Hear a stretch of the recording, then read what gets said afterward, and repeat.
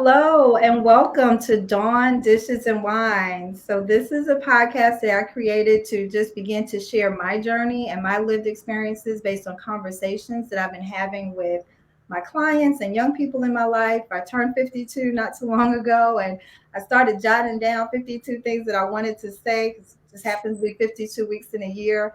And just bringing on some people who have some great perspective that I would love to share to help people on their journeys because as we talk about just preparing for our futures, it's so dynamic in terms of all the things that we need to think about. So this first session basically is centered around parents just don't understand. Based on some conversations I've been having with young people in my life, I want to begin to open up dialogue between our generations and have some multi-generational input and perspective between the generations. So thank you for tuning in. And first of all, I'd like to bring on two guests. We have Cameron Mitchell and Dr. Lisa Wicker. Both of them are have human resources backgrounds. And I'll start with Cameron. Cameron's in her 20s, and I'll let her share more about you, but more about herself. But she basically graduated with the human resources background, and she'll share where that path has taken her. But I know she's passionate about the topic.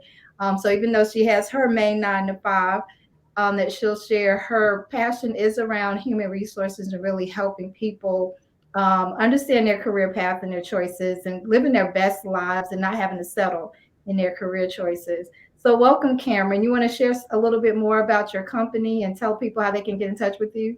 Absolutely. And I just wanted to thank you for bringing me on today. I'm super excited to be a part of this conversation. As Ms. Dawn stated, I am a 2019 graduate of Winthrop University.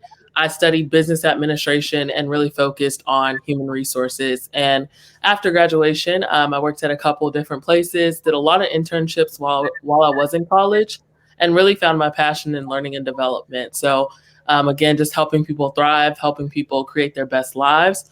I do that in my 9 to 5. I work for the city of Rock Hill, focusing on strategic workforce and talent development initiatives.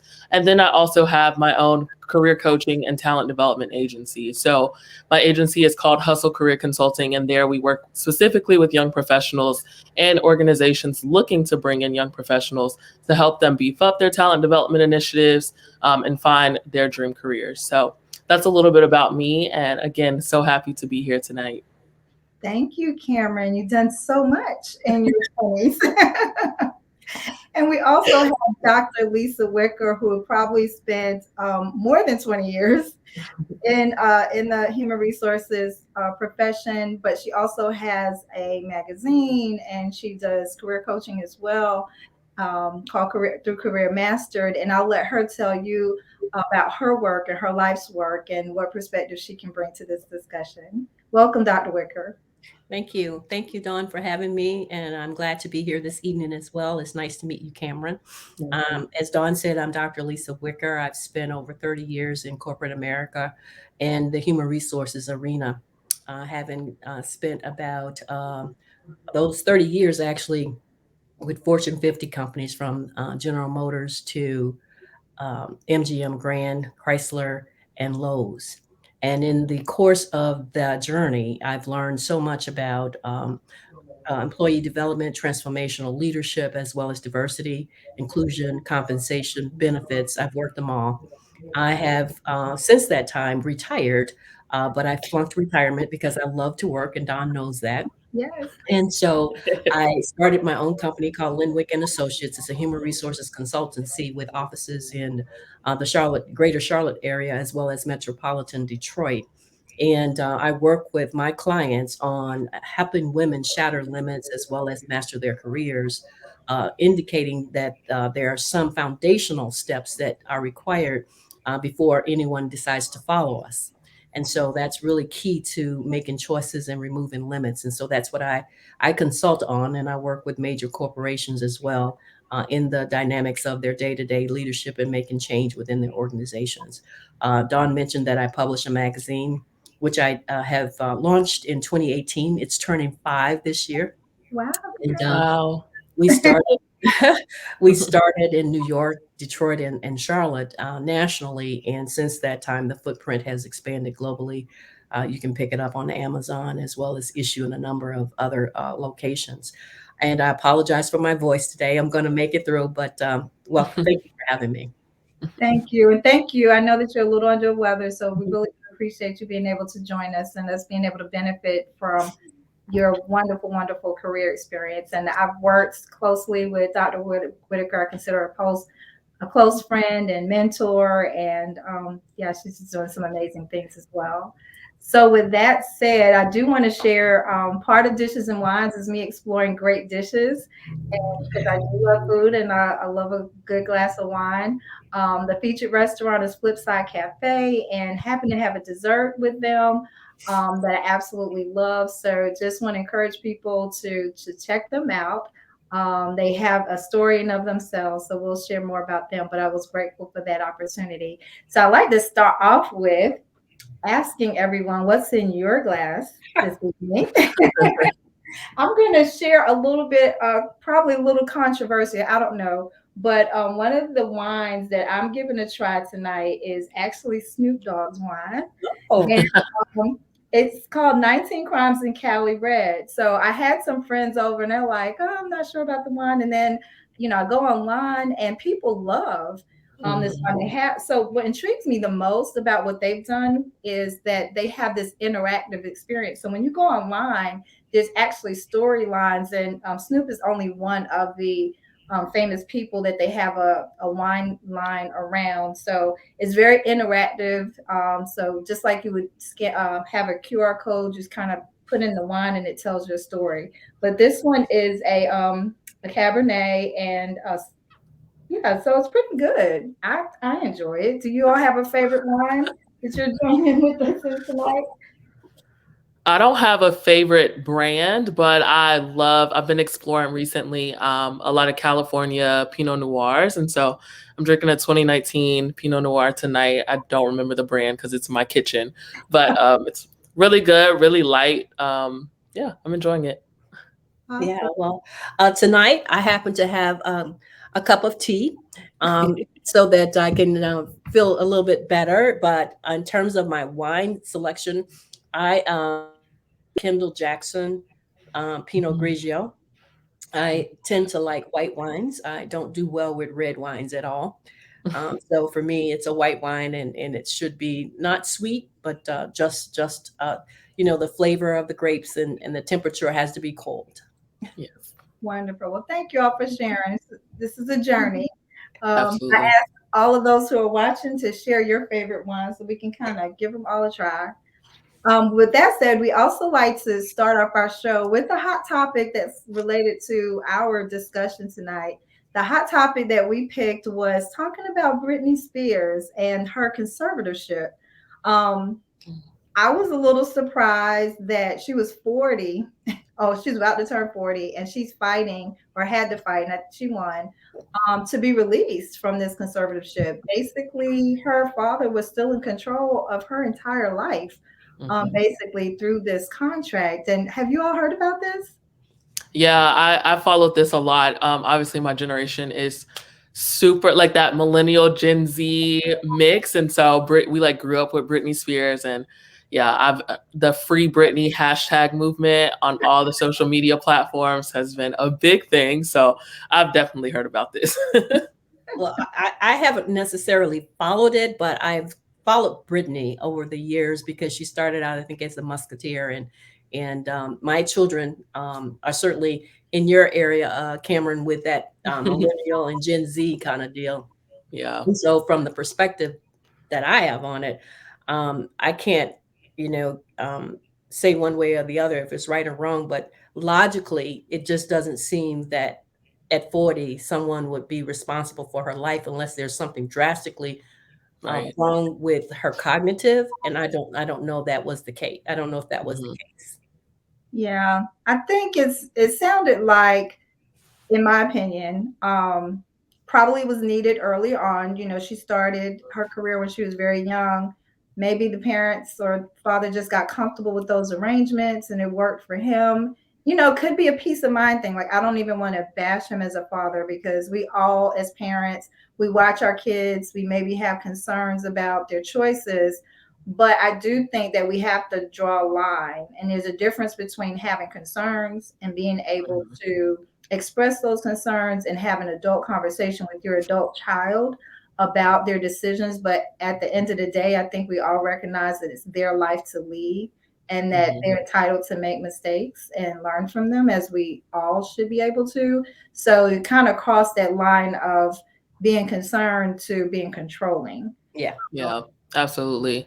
It almost seemed like, if you go back to what conservatorships are meant for, to Dr. Wicker's point, it's not like she had severe cognitive, disabilities or anything like that. I mean, we don't know the scope of her mental health. However, as an adult who has taken the steps to overcome some of those things, like drug addiction or alcohol addiction, you would think on the other side of that, the people around her and family would be the ones to be her advocates, but really that wasn't the case. So Not yeah, it was. Yeah, right, exactly. Not at 40. I believe some of what Dawn is saying, when maybe he got comfortable with the benefits of what that is, right? Yeah, the lifestyle. Yeah. And she wants some freedom. So I'm glad for her, actually. Me too. Okay, we're all Team Britney, it sounds like. Right. Hashtag free Britney. Awesome. Well, this is a great hot topic leading into, our next topic, which is about, I had a conversation in the first episode with some young people talking about what multiple streams of income mean. And a lot of what they were sharing it was about freedom for them. It was about freedom from choice.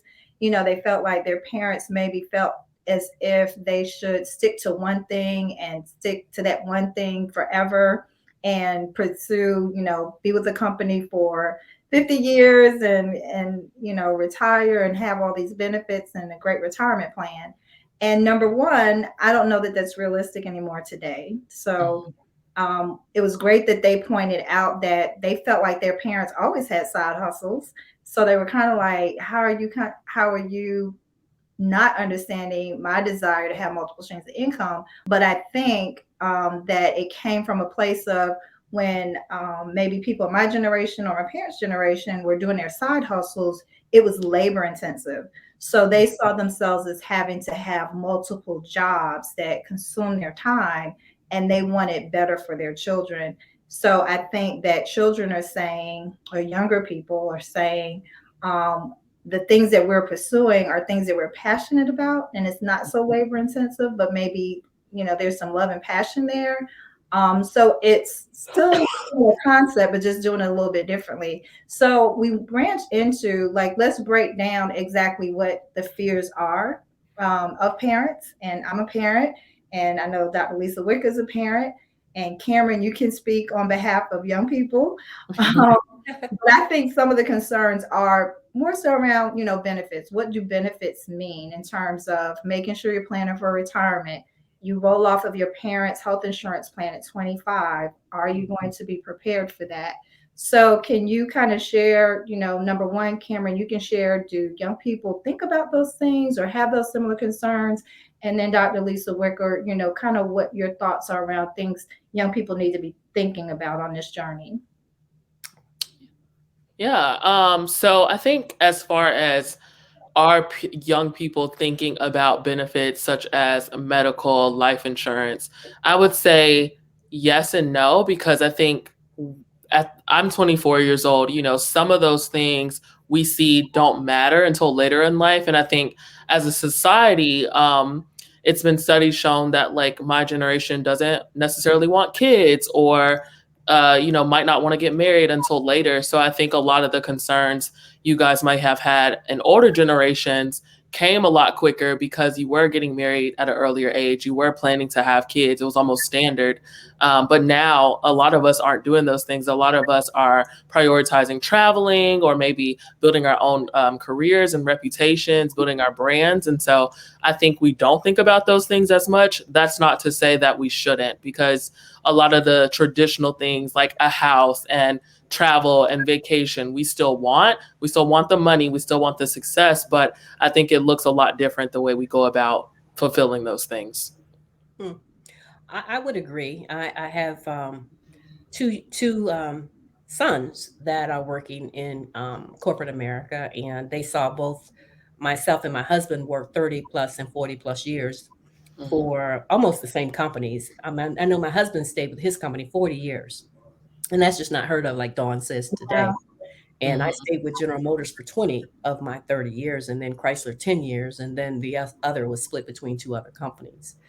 What I believe is happening due to technology, due to social media, and all the things that we have had an opportunity to experience is that people have seen what other people seemingly are doing, and everybody kind of wants to jump on the bandwagon. So the influencers certainly looks like, they have it made, they're making money, they're out here, and they don't have to do the 9 to 5, and everybody kind of wants to follow. I don't think there's anything wrong with it. I think one of the things that has to happen is there's a balance. Mm-hmm. I've been at a side hustle long before it was fashionable. I had my Mhm. company since 2000, and I worked and had a real job, right? And I believe there needs to be a balance of that because you're right, Cameron. There's going to come a time where you're going to retire, Mm-hmm. and Uncle Sam is not going to be able to take care of you because you didn't put anything into Social Right. Security.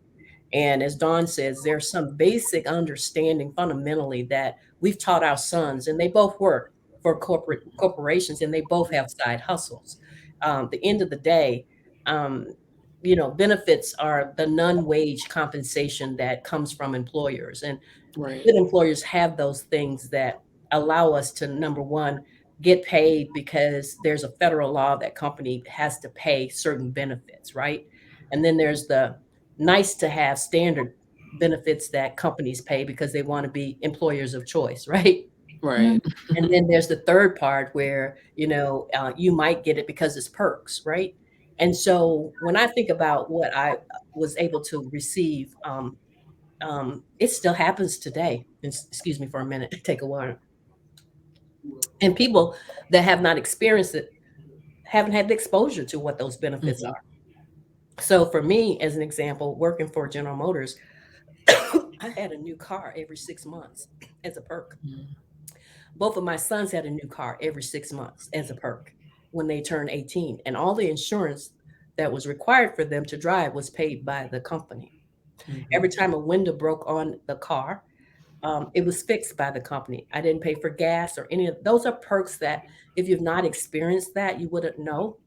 But Right. more importantly, what I think, and particularly you, Cameron, as you're coming into the HR space and you're in that generational journey of being able to have the communications connections with people, Mm-hmm. helping the generations understand that you have to pay into Social Security to get it. Right. And Right. it's not going to happen that you're going to get Medicare contributions. So I'm Yep. retired now, and I had to get used to when I turned that age that my company was no longer going to pay for my medical, and that I had to have Social Security. The beauty of that is I had Social Security because I had been paying into it since I was 21. Right. So Absolutely.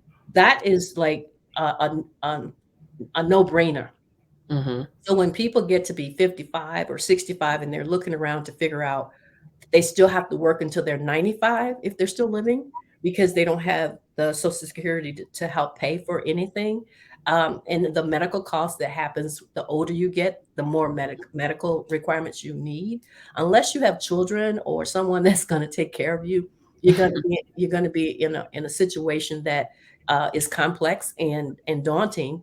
And I just hope that people balance the fact that do the side hustle, but I often recommend to the women that I work with, uh, try to have the job that you may not like, keep it and let it pay the Mm-hmm. bills for the hustle so Right. that you do have something so that you have enough money to get that hustle up and running so that you Mm-hmm. can make it work for 5 years to see whether or not it's going to give you foundation to pay for your own medical and your own benefits. That's my view of it. Absolutely. And I want to go back to a point you made about the influencers and the social media gurus, because I think you're right. We do see a lot of the benefits of that lifestyle, whether that's getting to travel or having freedom to plan your own schedule and things like that. But I think a lot of times we don't realize that behind that influencer that's now a brand, like it's a business. So there has to be somebody managing the brand deals. There has to be somebody scheduling the post and doing the analytics about what worked and what didn't. And I think a lot of times that's not what we're seeing as young professionals. So I think it's almost important. There's a space to be made for entrepreneurs and influencers talking about the business of their brand. Right. Because you could be an employee under your own brand and get those benefits. But if you're not thinking the long term, if you're not thinking of yourself as a business or yourself as, a brand, you're not going to plan for healthcare. You're not going to plan to take PTO because at the end of the day, even if you're an influencer, that is your job. Right. So I think you made a lot of great points, and that's something that I try to share with young people. And another point you made was, utilize your 9 to 5 to fuel your hustle. That's exactly what I do. I'm so aligned in both of my career personally, and then my side hustle. It's not a side hustle anymore. It's almost full time. That I can use. Let's say my company offers professional development dollars. I can use that to go to a conference that is going to be talking about workforce development. Those insights that I learn, at that conference, I'm going to for my job, but I can use those same insights with my clients that I work with in my agency. So that's why it's super important. If you are going to work in a 9 to 5, make sure it's aligned with what you want to do in the long term with your personal business, because there's so many crossovers that could happen there, whether it's meeting key people in your industry or, again, using the perks from your job to fuel your business or different things like that. So I think there's there's space to be made for doing both at the same time. And something I also did as a young professional was, buy a house. And it is a lot harder to buy a house if you have to prove your income through entrepreneurship. Yeah. It is a lot easier as a W-2 employee. It's a lot easier as a W-2 employee. Your HR sends you what you made and the taxes you paid and things like that. If you're an entrepreneur who doesn't have those tax forms filled out right, you have to be in business for 2 years before you can even apply for a mortgage as a business owner. So there's just a lot of considerations to be made about, what your long-term life goals are and where you should prioritize your career right now. So, Cameryn, I am so grateful and proud to hear that generation and have that mindset. And it gives me peace of mind to know that you're working with, the generation also and sharing that perspective. Because absolutely. I think, like you said, we always see the front stage, we see the show, and we don't know what's happening backstage. Behind the scenes. Right, right. I think people try to emulate and imitate people that they see. And if you don't know the backstory, you're going to miss out on those things. Like, how do you properly structure what you're doing so that you're an employee of the company that you created, and you basically create a corporation in and of itself. So I think early on, I know my recommendation would be to folks is to identify your resources in this space from a financial empowerment perspective. Know people who are in the insurance industry, know people who are tax accountants and tax professionals. Right. So to your point and Dr. Lisa's point, you learn how to pay into Social Security when a company is not behind you doing all those things. What I find is that when I even talk to my employees, that it's important. I realize that it's important not to just kind of gloss over, these are your benefits. And you give them some documents and you expect them to read them. They're not. So oftentimes they don't even realize what they have. So then if they go off and branch on their own, trying to do, entrepreneurship, they don't even know what to reproduce or try to reproduce in their own companies.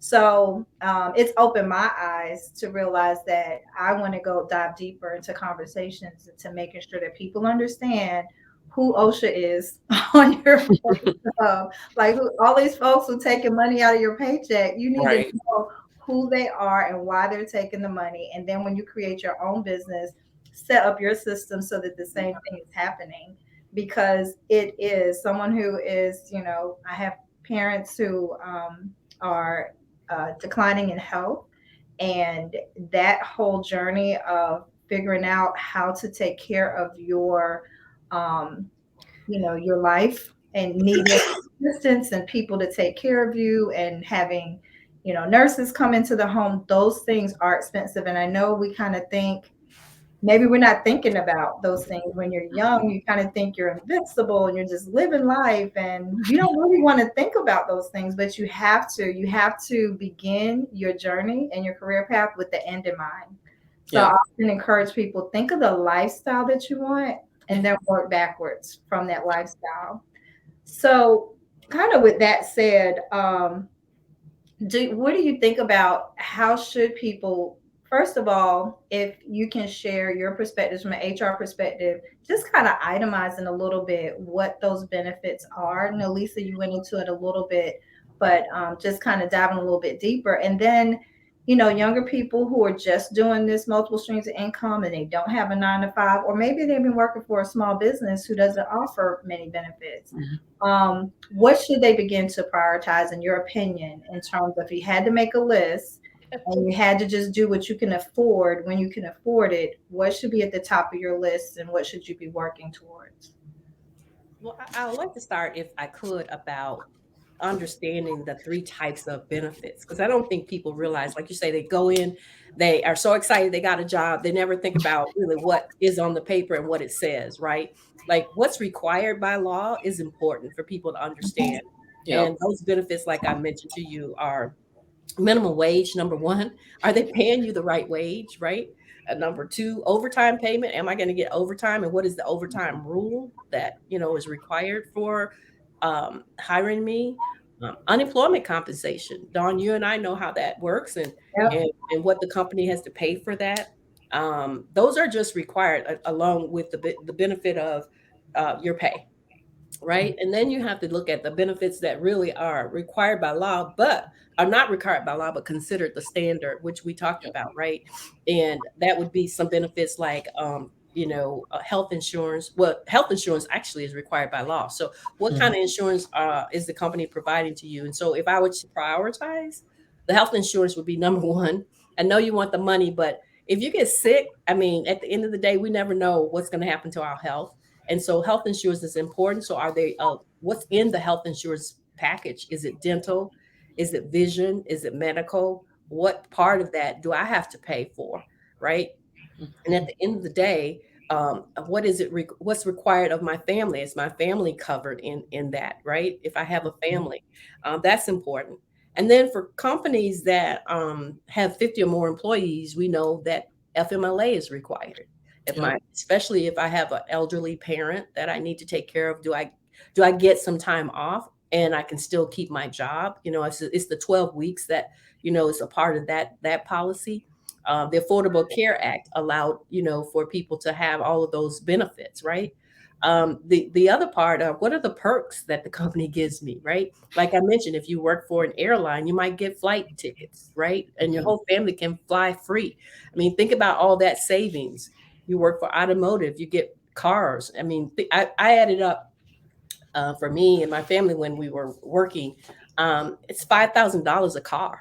All right, in terms of a year's what you have to pay in terms of your payment, for the gas, the tires and all the things that go along with it. Just think about taking that 5,000 and putting it into a savings or an investment.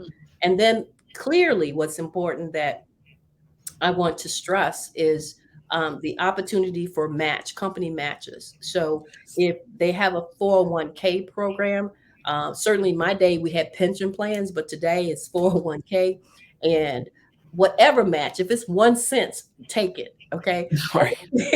I just think whatever you can do, because I found even as an HR executive in companies, I constantly consulted with people like, why aren't you in this program? And people don't even take advantage of the fact that the company, you put $1 in, they put $1 in. Just think about how much money you have, to use for your family or Christmas or your children's college. Right. So the match is important. disability insurance. I mean, I could go on and on and on, because the deal is the employer has the ability to pay all those things. And yes, I want you to have your passion. I want you to go out and be a photographer. I want you to be a model. I want you to go out and be a trainer and nutritionist or whatever it is. You can do those things, just like people play piano for churches on Sunday. That person that's playing the piano for churches on Sunday is a side hustle, because they probably work a 9 to 5, but that doesn't keep them from doing something that they passionately like to do.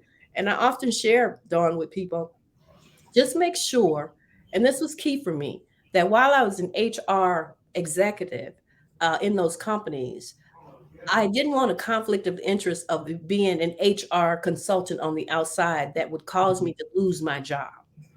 So you have to kind of understand the policies of the company that you're working with to make sure that they understand what you're doing on the outside, so that you're not in a compromising position to get derailed from, your 9 to 5. I think you can do both. You just have to be savvy and smart enough to communicate, to plan, and to ensure that you're looking at the long run. You might not want to stay but 5 years. But while you're there for the 5 years, take every opportunity for every dollar or cent that the company is giving you to put it aside for your future. So those are mine. Absolutely. No, that makes sense. And I want to give a young person, I'm not the typical young person because I am in HR, but for the person who doesn't know what a lot of the benefits Dr. Wicker just spoke about, I know for me, once you start a new job, look at all of the benefits, kind of make like a little checklist for yourself, and then maybe focus just on 5 of them. Because I know a lot of times when I work with my clients who range between, 18 and 32, it's not that they don't appreciate the benefits, is that they don't know how to go about using them. And so what I say to my clients is, for me, 401k and employer match is really big. So maybe that's my number one priority, is to figure out that system and how that works. So I'd say for a young person, go through, see what all of your benefits are, and then pick 3 to 5 to really focus on, learn a little bit more about. That makes it a little easier to tackle. And then always use HR as a resource. So I know a lot of us are just coming out of college, similarly to how you would go to your professor's office or go to the career center, anything like that. That's kind of how you should view your HR department or your HR representative.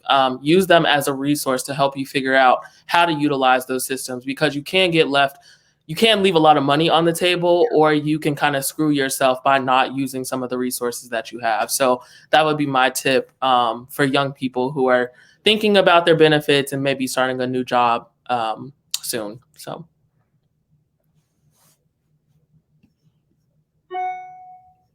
Information, and I'm trying to keep track of it all. We can go so much more, but time is getting away from us. But I think Cameryn mentioned a great point about strategizing, like being very strategic about how you utilize companies, and that creating that alignment is so important, so that your 9 to 5 benefits your side hustle. And then Dr. Wicker, when you talked about making sure that people understand what their companies offered, and just pointing out too that, when you work for a company that has 50 or more employees, you brought that up, that you think about that there's certain things that they have to provide, but also understand if you're working for a small business, this is kind of a conversation you should be paying attention to, because small business owners may not offer benefits. So these are some things that you need to be thinking about. I know when I decided to open my own agency, I was no longer going to be an employee of State Farm. I'm a business owner, just like every other business owner. So I had to think about transitioning all of my benefits to my husband's policy, because he worked for State Farm as well, but I could no longer carry insurance on my own. And it was just more affordable for me to be a spouse on his benefits and my daughter be under him. So just being strategic and really thinking through your choices and understanding what those choices are. And I love, Cameryn, you talking about pick, 3, learn about them, understand them, so you can begin to prioritize them. So one thing, I think, if you don't have an HR professional at your company, because companies are downsizing and they're outsourcing a lot of that as well, If you don't have access, use Google.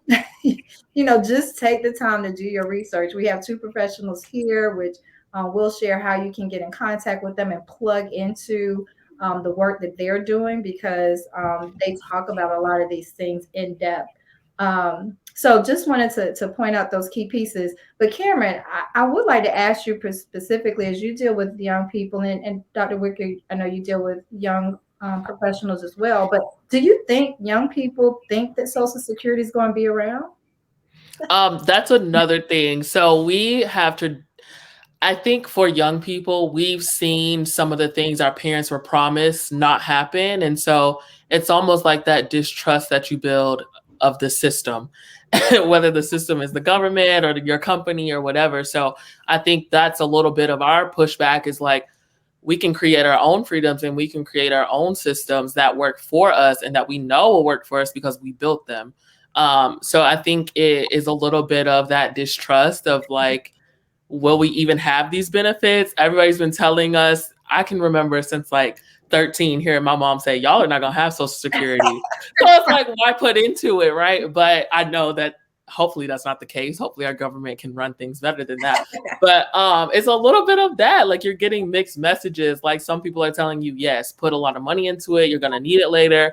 And then other people are saying, you're not even going to get to touch it because we got this whole group of baby boomers who are coming in and they're going to use all the money up. So it's like, it's a toss up, right? So again, you kind of have to do your own research and hope for the best, I guess. Go to socialsecurity.gov. The facts are there. Right. Ricky, do you want to share anything on that? No, I laugh because when I was coming up, I heard the same thing, right? Social Security is not going to be around. You're putting your money away. But I got to tell you what, when I turned 55 and I could retire, and I made a decision to hold off before I started receiving my Social Security, but I got that paper that told me exactly what my amount was. I was pleasantly pleased. Right. Okay. Because I didn't realize that I had put that much in. But if you start when you're 21, obviously, it turned out to be a pretty good thing. And sometimes you don't think that you really need that check, but I got to tell you, you do, especially in today's world. I'm fortunate because I retired with pensions, which they don't have anymore. Right. Mm-hmm. But the 401k, because only lasts so long. Mm-hmm. Right. Unless, and this is very key, Dawn, that our generation, which is the generation I talk to every day, I talk to my sons, they are investing in stock. Mm-hmm. And that's key too, in terms of your prioritization of whether your company that you're working for has stock. Yeah. And when I started, I didn't know what it was. Nobody taught me because my family just was not wasn't business savvy to know about all those things. Mm-hmm. So I had to learn. But I learned quickly that the people that were doing well was doing well because they had stock. Yep. And they understood how to navigate through the stock options. So I would say that as you think about your benefits, for whatever company you're going to work for or wherever you might be for 5 years or whatever, if you can invest in stock before you leave that company, mm-hmm. It's going to be a better part of the retirement years for you, right? Yeah, so that's a good point, because I know, there's this whole push to enter the tech industry right now. And a lot of people, I follow a lot of people on Twitter that talk about that. And there are people who are very strategic about their career. They're going after these pre-seed, pre-public companies because they can get stock in them. And then once they go public, their stock rises to a certain level and they get all this wealth. So when you see these clickbait articles about the 30-year-old who left this small startup and now is a millionaire, it's because, one, he was getting a really good salary there, but also because he was getting stock there and equity in that company. And once they went public and they grew, he got to get his return on investment. So you have to be very strategic to do that, but that's just a certain way how young people are getting creative in building their wealth. And another key is, I'm sorry. No, go ahead. Another key, I'm thinking, as I'm thinking about the benefits, the stock being one, but the other one that helped me personally and helped both of my kids for their graduate degrees is tuition assistance. Mm-hmm. Yes, absolutely. My tuition assistance paid for both my master's degree and my doctorate. I mean, think about the dollars that I saved. And even if you don't want to work for the company, just go in and get that done and you can leave. You can leave, but it's paid for, right? Right. So I think that's important. Absolutely. So we have 2 millennials that we are bringing on screen from the first discussion that we had about multiple streams of income. Welcome, Nidra and Nia. They're sisters who live in New York. And they've been backstage listening to this conversation, and I think they have a few questions. But one question I want to ask them out of the gate is, do you all even know what pensions are? I have an idea of what pensions are just because my father had a pension from working with the police department. And so my understanding of what a pension is the government, after you retire, the government gives you a certain amount of money every month from back from the money that they took from your check. That's what I understand it is. Almost. The government gives you the Medicare, and the pensions is the company's benefits that you achieve because of how many years you worked. Excuse me. But it depends on if your company is unionized, right? Mm-hmm. Or whether it's non-unionized as to how much you receive, right? Mm-hmm. And so pensions are not something that companies grant any longer. Maybe a few companies, because what it is a check that they give you monthly, just like your Social Security check, until almost your death. Mm-hmm. And so companies got away from that. That was a guarantee that you would have a pension. And so that's really what it is. It's coming from the company. Yeah. And I'll talk about when we do financial literacy lessons, how you can kind of create your own pensions using annuities. Awesome. But basically it's guaranteed income for the rest of your life. So people who, are concerned about the fluctuations in the market and how long their 401ks are going to last, that's another option, but that's for another segment. Now, what other questions are on your mind, Nigel and Nia, based on the conversation you heard? Well, that when I receive my check every week and I see the money taken out, that it's going to a good cause. That's what we tell ourselves. I want to know, as two people who are working in HR and are working with people, young people, besides the 401k and the company match, what required benefit do you find is most underutilized or most unknown about, or least known about, I should say? That's good. I know the last company I worked for was an international company, and they actually had a benefit where if you got in a car accident, either on the way to work or on your lunch break or anything like that, they would actually pay for that, pay for your car to get fixed or pay for your medical services as a part of that benefit. So that's something that I had never heard of, but I thought was really cool. And it was only like $5 to me as an employee, but I'm not sure how like wide scale that is. But that's again why you have to be very specific in looking at your benefits when you start a new company, because every company has different benefits and you never know what you could use. And I know something I probably underuse right now is medical benefits, because I'm under my parents' plan and it's kind of a way for me to save money. I already have a lot of money coming out of my check, and I'm like, until I turn 26, I am not going to get any medical insurance because I don't want to pay for that on my side. So you can kind of like play the system a little bit to choose which benefit you actually need. So that would be my advice. Interesting. I would say people miss the fact that companies match what you give to charities. It's not, it's not widely known that maybe the company would match if you give $100, they give another 100, 100, 200. No. So you should check it out, because if you're passionate about a certain charity, you might be able to give to it through the company.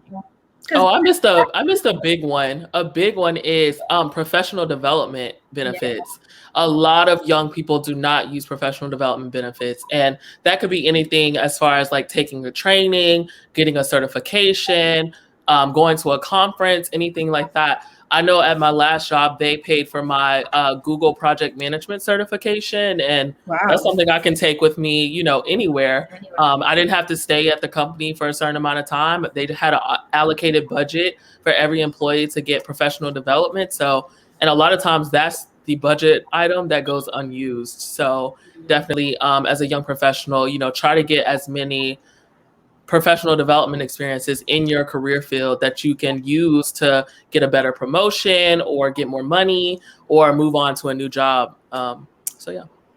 I think that's an excellent point, Cameron, because I think it probably even is unwritten. I know a lot of times I would just go to my manager when I worked for the company and say, hey, I want to advance in my career, because people are not going to come necessarily and tap you on the shoulder and go, do you want to advance in your career? Right. Know that you're interested, and ask them, what would it take? And are there things that you think I need to get better at? And when they tell you those things, to Cameron's point, then ask them, is that something you can help me with? Can you send me to a training where I can, better prepare myself for future opportunities? I almost guarantee you that so many companies, especially bigger companies that employ more than 50 people, don't really hear that enough. So when you come to them with that proposal or that pitch, they will offer up opportunities. And another piece is, when you look at other departments that are within your company, this is what I took advantage of a lot, is so for instance, I worked on the operations side. I knew I was going to become an agent eventually, so I wanted to learn everything I could learn about marketing. So I asked them, could I do a developmental opportunity in the marketing department? So I was able to. So I took my staff assistant who was interested in advancing into my job at some point. I groomed her for my job. So then she got to do a developmental opportunity in my job. And then I went to the marketing department and spent a whole year doing developmental opportunity there. So there's just, so you think about that alignment piece that Cameron talked about when you think about the future and your next steps. What departments exist within your company where you can develop yourself, even though, we think we have to get a promotion into that job, and you don't. You can maybe go shadow someone. So just thinking about even the unwritten opportunities that exist within a company just because they're so big. Yeah. One last item I'm thinking about is a fringe benefit that we tend to forget is the wellness programs that companies. Yes. And the wellness programs can provide you a nutritionist, mental health therapist, a counselor. Absolutely. It can provide you a membership at a fitness club. All those things are beneficial to a company because, believe it or not, every company that does it, they save $5.82 on an employee per employee for wellness programs. Yeah. Wow. And that's because it lowers absenteeism. And so companies definitely want to make sure you would come to work. So, they do. So they have all these wellness programs and making sure that you have accessibility to it. Then you might need a counselor. So it's part of your benefit plan. That's such a good point, because a lot of young people, we struggle with mental health, disorders or just mental health crisis at certain points in our life, and a lot of times we feel like we can't afford the services, maybe because we don't have insurance or the copay is too much. But that's something that you can lean on your company to pay for. That doesn't have to come out of your pocket, and even saving $10 from your company paying for your YMCA membership can do a lot in a year. So definitely. Right. Put some gas in the car. Exactly. Absolutely. Well, this has been a wonderful, wonderful conversation. And I just encourage those who are watching to please add your tips, add your suggestions. I think it takes a village, and together we know so much more than any one of us individually. So based on what you heard here today, please add in, tag on your thoughts and perspectives and ideas. So the way that we try to end each show, we want to end each show is doing a cheers to you. So basically, I want to just, I always do my cheers, it's always a mama said. So something that my mama always said was figure it out. She, would say, if you don't know something that you feel like you need to know, hang around people. who you think know, so you can figure it out. So I just that's my cheers to you to on your journey. Take advantage, ask questions, find out who people are, find out where they work, ask them questions about their journey, and figure out how you can align your path and your passions and your journey in life, and learn from other people's mistakes, learn from other experiences. Um, because asking questions are going to be the best way that you can, be really efficient in doing things a little bit differently, and really addressing your parents' fears. Is that, basically you may not be taking advantage of things that are available to you that they think only big companies have to offer. You can find those things in other places in other ways. So figure it out, guys. Cheers to that. Cheers to that. Cheers to that. Cameryn, would you like to offer a cheer? Yeah. So my cheer will be my company is called Hustle. So my cheers to young people is just don't forget that hustle mentality that's within each of us. Allow yourself to redefine what hustle means for you. Don't think it means go, go, go all the time. For me, hustle means working more strategically. So I hope that whatever you define hustle as, it takes you forward in your career and in your life, and that you thrive. So cheers to that. Cheers to that. Dr. Lisa? Wow. So my cheers probably shatter the limits. Yes. Life is about choices, and any limit that is in your way, you can remove it by the power of proximity. Who you're near, who you're around may be just the key resource that you need. Go for it. Awesome. Love it. Thank you all so much. And I just loved all that you had to offer. This has been a great discussion. And thank you for being on Dawn Dishes and Wines. We're going to leave here with our rose-colored glasses. It's only about solutions, right? Every problem has a solution. So that we don't get focused on the problems, we get focused on the solutions. So thank you for participating. Thank you. Thank you. Thank you. Bye, everybody. Bye-bye. Bye.